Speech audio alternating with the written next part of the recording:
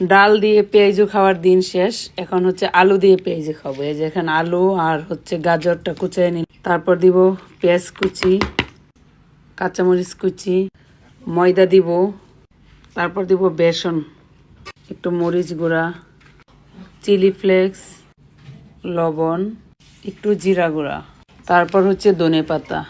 এখন এটাকে মিক্সড করব ভালোভাবে। তো দেখেন কি সুন্দর করে একদম মিক্সড করে নিলাম।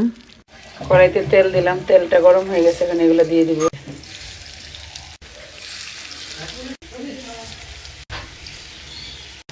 দেওয়া শেষ, এখন হতে থাক। এক পাশ হয়ে গেছে, একটু উল্টে দিলাম। দেখো কালারটা কি সুন্দর আসছে। আমি কিন্তু হলুদ দিইনি, এটা হচ্ছে রিয়েল কালার। তো পেঁয়াজটা অলমোস্ট হয়ে গেছে, এখন এটা তুলে ফেলবো। হয়ে গেছে, দেখো কি সুন্দর কালার। এখন এটা খেয়ে দেখবো কেমন মশমশা হয়েছে। শব্দটা শুনেন, এই যে দেখে একটা ভাঙ্গি, দেখছেন।